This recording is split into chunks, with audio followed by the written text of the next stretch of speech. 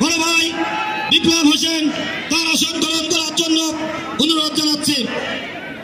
সেই সাথে আমাদের মাঝে উপস্থিত হয়েছেন বন্ধুপুর বহুমুখী মাধ্যমিক বিদ্যালয়ের শিক্ষক মন্ডলী। সম্মানিত উপস্থিতি,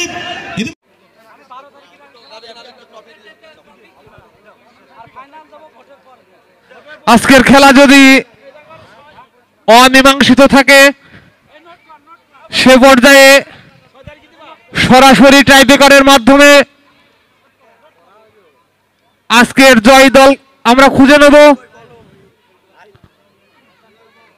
আক্রমণে যাওয়ার চেষ্টায় রাজশাহী, দেখা যাক বাম প্রান্ত ব্যবহার করে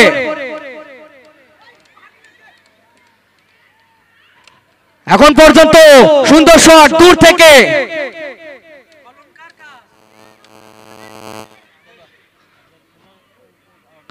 বিপদ হলে হতে পারত, সুন্দরভাবে ক্লিয়ার করলেন ওই খুলনা ডিফেন্ডার।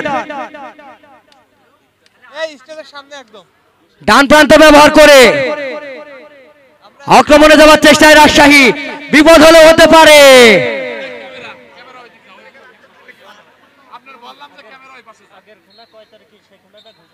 এই খেলার এখনো ডেট ঠিক হয়নি, কথাবার্তা চলতেছে। যদি আজকের ম্যাচ গোল শূন্য ড্র হয় আমরা সরাসরি টাইব্রেকারে চলে যাব। আমরা কোনো দর্শক মাঠের মধ্যে প্রবেশ করব না, যে যার অবস্থান থেকে আমরা খেলা দেখব। আমি ভলেন্টিয়ারদের দৃষ্টি আকর্ষণ করছি, খেলা শেষ হলে কোনো ভলেন্টিয়ার মাঠে প্রবেশ করবে না, কোনো ভলেন্টিয়ার মাঠে প্রবেশ করবে না। এ পর্যায়ে ধারাভাষ্যে আসছেন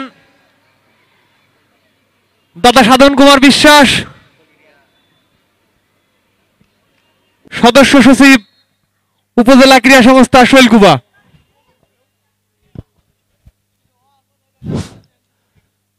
ধন্যবাদ মেহেদি।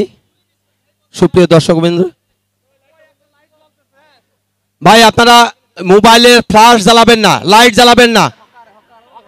ভাই ওই দোকান দিয়েছেন ওইখানে লাইটটা বন্ধ করেন ভাই, লাইটটা বন্ধ করে দেন ভাই, দক্ষিণ সাইডে লাইটটা বন্ধ করে দেন, রাস্তার কোলে দক্ষিণ সাইডে লাইটটা বন্ধ করে দেন। ধন্যবাদ ধন্যবাদ। যে কথা বলছিলাম, আজকের এই প্রীতি ম্যাচের, যদিও প্রীতি ম্যাচে কোনো ট্রাইব্রেকার হয় না, কিন্তু ট্রফি প্রদানের ক্ষেত্রে ছোট বড় ট্রফি থাকার কারণে খেলা শেষ পর্যন্ত ট্রাইব্রেকারে মীমাংসিত হবে। আর এটা ছিল একটা প্রি ম্যাচ এবং প্রীতি ম্যাচ বলেই বিবেচিত। এরপরে শৈলকুপার বিভিন্ন যারা খেলাপ্রেমী অভিভাবক আছেন তাদের বরাত দিয়েই বলছি, ওনারা আশ্বস্ত করেছেন আমাদের শৈলকুপায় 8 দলীয় একটা টুর্নামেন্ট হবে। এই জাতীয় পরিবেশ যদি থাকে তাহলে আমরা অবশ্যই নারীদের টুর্নামেন্ট আয়োজন করতে পারি। যারই পূর্ব ম্যাচ হিসাবে এটা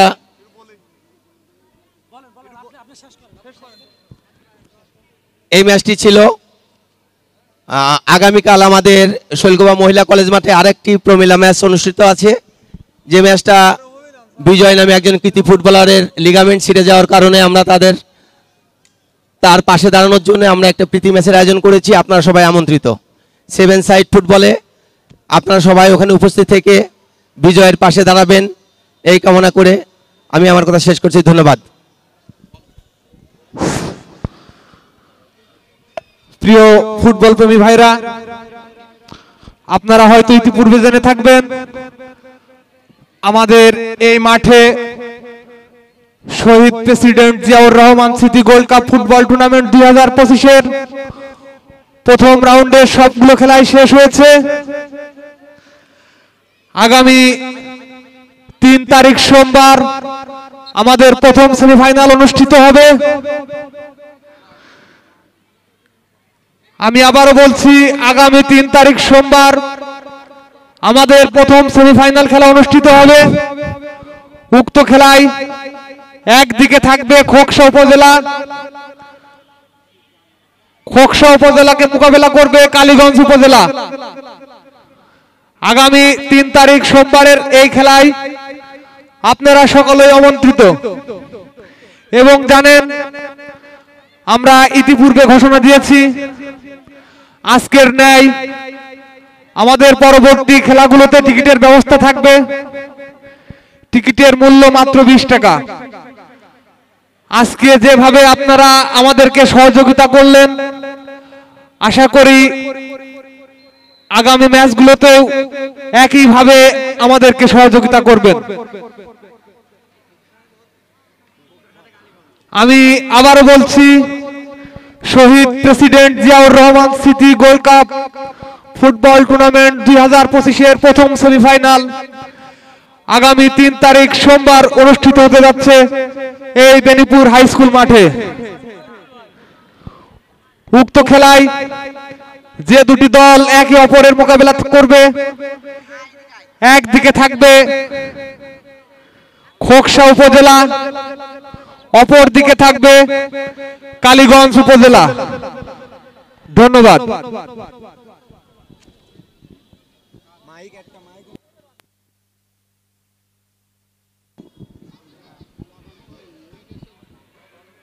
দ্বিতীয় অর্ধের হয়তো আর অল্প কিছু সময় বাকি, এখনো গোল শূন্য। কোন দল যে গোল নামক সোনার হরিণ, সেই সোনার হরিণটিকে জালে জড়াতে পারেনি, জালবন্দি করতে পারেনি। প্রথমার্ধে দেখেছি খুলনা বিভাগীয় ফুটবল একাদশ অনেকটা গোছালো ফুটবল, অনেকটা আক্রমণাত্মক ফুটবল খেলছিল, কিন্তু দ্বিতীয় অর্ধে ওই রাজশাহী ফুটবল একাদশ ছন্দে ফিরেছে। পাল্টাপাল্টি অনেকটা আক্রমণ করেছে, কিন্তু সফলতা লাভ করতে পারেনি। এখনো আক্রমণ ওই রাজশাহী নাম্বার 12 থেকে নাম্বার 10 আক্রমণে রাজশাহী 10 থেকে 7। এই ডিফেন্ডার খুলনা বিভাগীয় ফুটবল একাদশের ডিফেন্ডার নাম্বার 2, সেই প্রথমার্ধ থেকে নিজের দলকে বিপদমুক্ত হয়ে যাচ্ছে। জোরালো আক্রমণ ছিল।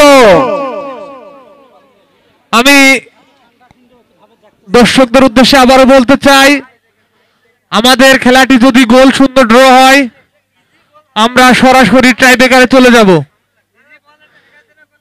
খেলা শেষ হলে দর্শক এবং ভলেন্টিয়ার কেউই মাঠে প্রবেশ করবেন না।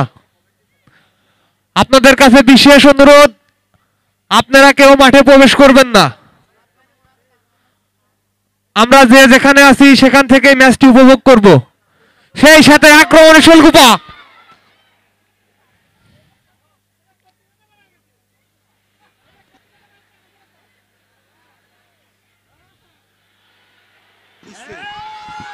আক্রমণে যাওয়ার চেষ্টায় খুলনা উপজেলা ফুটবল একাদশ।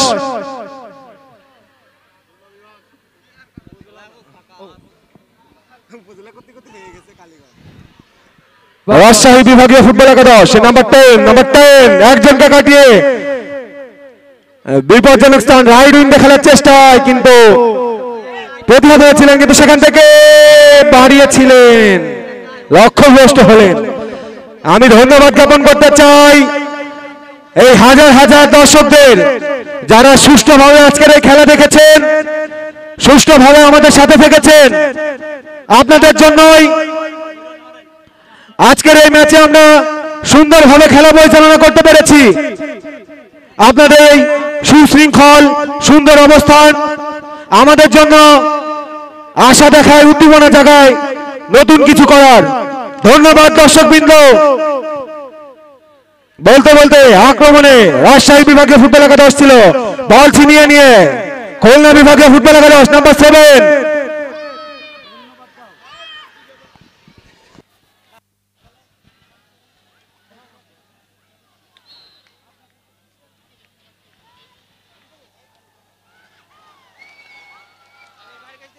ওই জায়গাতে টাকা তুলে আনিছি ভাইয়ের কাছে রয়েছে 710 টাকা।